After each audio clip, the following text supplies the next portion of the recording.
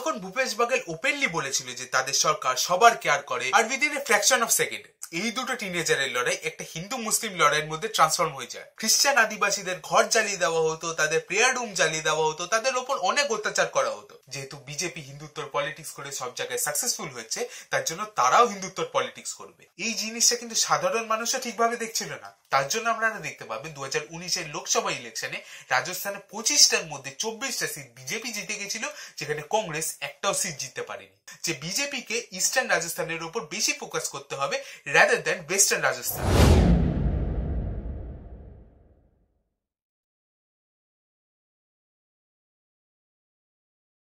আপনারা সবাই জানেন যে লোকসভা ইলেকশনের আগে 5টা রাজ্যের ইলেকশনের রেজাল্ট বেরিয়ে গেছে, যেখানে 3টের মধ্যে 5টা রাজ্যে বিজেপি জিতে গেছে। এই ভিডিওতে আমরা ডিসকাস করবো যে কংগ্রেস কি কি ব্লান্ডার করেছিল, যার ফলে সেন্ট্রাল ইন্ডিয়াতে কংগ্রেসের কোনো অস্তিত্ব আজ নেই বললেই চলে। So let's begin with Chhattisgarh. সব থেকে প্রধান কারণ ছিল হচ্ছে ভূপেশ বাঘেলের সফট হিন্দুত্ব পলিটিক্স।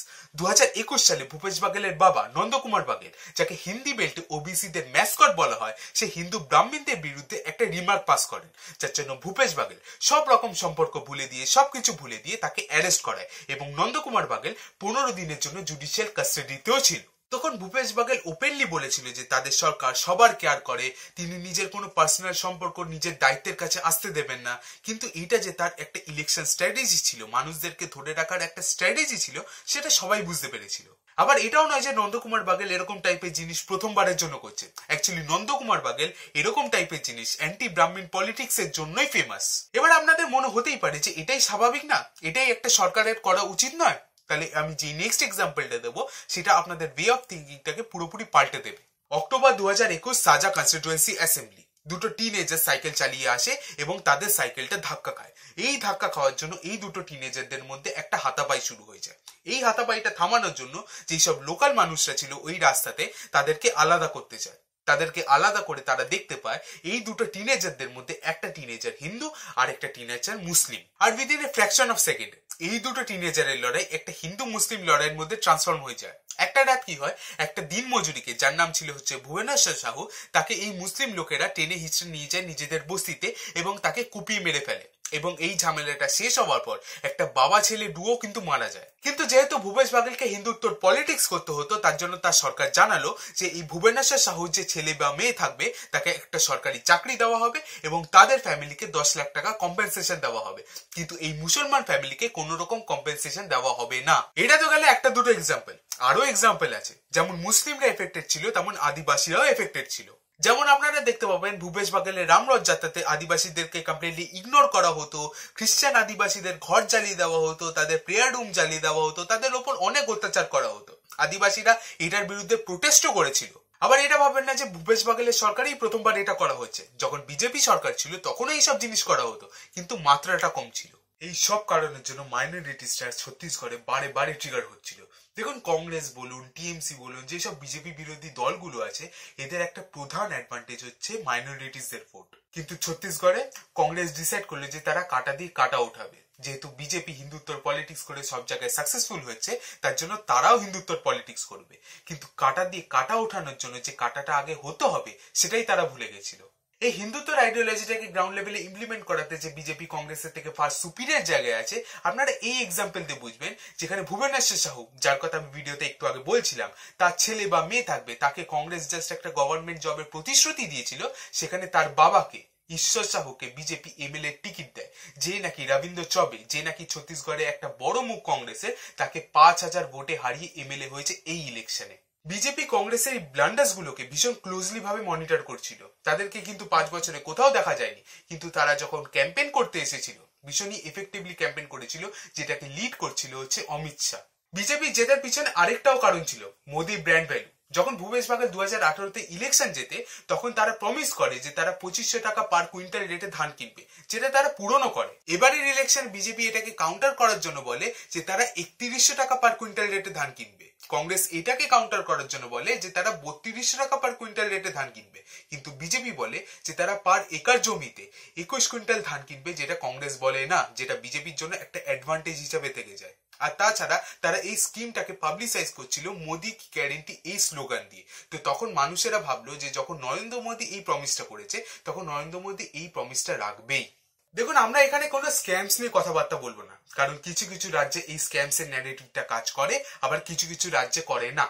আরেকটা হচ্ছে খুব বড় কারণ ছিল, সেটা হচ্ছে ভূপেশ বাঘেল আর টিএস সিংদেওর মধ্যে লড়াই। যখন 2018 সালে কংগ্রেস ইলেকশন জেতে, তখন তিনজন মানুষ, ভূপেশ বাঘেল, তামারাধ্বজ সাহু আর টিএস সিংদেও, এরা ইলেকশন হওয়ার রেসে দৌড়াচ্ছিল, যেখানে টিএস সিংদেও খুব করে সিএম হতে চাইছিল।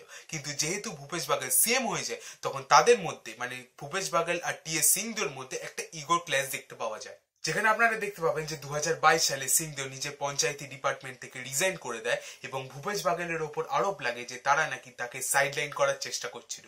এই যে কংগ্রেসের নিজেদের মধ্যেই যে এত ঝামেলা, সেটা শুধু তাদেরকে ছত্তিশগড়ে ইফেক্ট করেনি, রাজস্থানেও করেছে। এবার চলে আসুন হচ্ছে রাজস্থানে। 2013 ইলেকশনে রাজস্থানে যখন কংগ্রেস বিজেপির কাছে হেরে যায়, তখন অশোক গেহলটকে পুরোপুরি সাইডলাইন করে দেওয়া হয় এবং সচিন পাইলটকে ফুল ফ্রিডম দিয়ে দেওয়া হয়, ফুল দায়িত্ব দিয়ে দেওয়া হয় সিচুয়েশনটাকে অ্যানালাইজ করার জন্য, যে কেন তারা হেরেছিল এবং সেই সিচুয়েশনটা থেকে তারা কিভাবে বেরোবে। অশোক গেহলট বলে যে তিনি সচিন পাইলটের কোনো কাজে কোনো রকম ইন্টারফারেন্স করবে না। অশোক গেহলটকে 2016-তে পাঞ্জাব ইলেকশনের স্ক্রিনিং কমিটিতে এবং 2017-তে জেনারেল সেক্রেটারি পদে প্রমোট করে দেওয়া হয়, মানে রাজস্থান থেকে পুরোপুরি বের করে আনা হয়।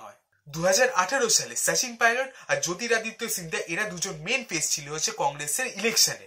স্ট্র্যাটেজি থেকে শুরু করে ক্যাম্পেইনিং, ট্যাকটিক সবকিছু এরা ডিসাইড করছিল এবং সাধারণ মানুষেরা এদেরকে দেখেই ভোট দিয়েছিল। আর অশোক গেহলট শুধুমাত্র একটা ডিপার্টমেন্টে ইনচার্জ ছিল, সেটা ছিল হচ্ছে টিকিট শেয়ারিং। কাকে কি টিকিট দেওয়া হবে, কোথায় টিকিট দেওয়া হবে, এই ডিপার্টমেন্টের ইনচার্জ ছিল হচ্ছে অশোক গেহলট।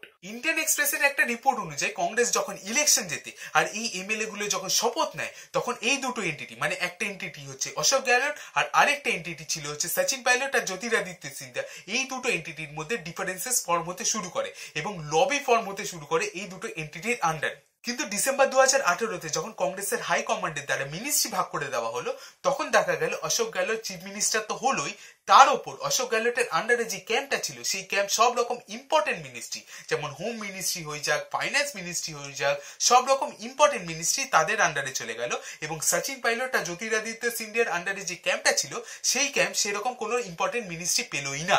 এই জিনিসটা কিন্তু সাধারণ মানুষও ঠিকভাবে দেখছিল না। তার জন্য আপনারা দেখতে পাবেন 2019-এর লোকসভা ইলেকশনে রাজস্থানে 25টার মধ্যে 24টা সিট বিজেপি জিতে গেছিল, যেখানে কংগ্রেস একটাও সিট জিততে পারেনি। গেহলট আর পাইলটের যুদ্ধের টার্নিং পয়েন্ট ছিল হচ্ছে 2020-তে, যখন সচিন পাইলট নিজের 18টি এমএলএ কে নিয়ে দিল্লি আর হরিয়ানাতে গিয়ে বিক্ষোভ করতে শুরু করে দেয়। তারা বলে যে গেহলট তাদেরকে কন্টিনিউয়াসলি সাইডলাইন করে দেওয়ার চেষ্টা করছে।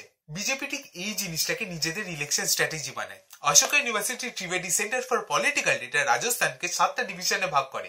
এই ডিভিশনগুলো হচ্ছে আজমের, ভারতপুর, বিকানের, জয়পুর, যোধপুর, কোটা আর উদয়পুর, যেখানে ভারতপুর আর জয়পুর উত্তরপ্রদেশের সাথে আর হরিয়ানার সাথে নিজেদের বর্ডার শেয়ার করে।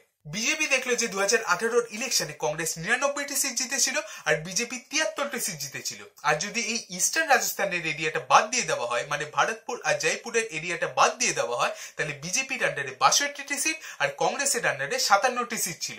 মানে ম্যাথামেটিক্সটা পুরোপুরি ক্লিয়ার ছিল যে বিজেপিকে ইস্টার্ন রাজস্থানের উপর বেশি ফোকাস করতে হবে রাদার দ্যান ওয়েস্টার্ন রাজস্থান।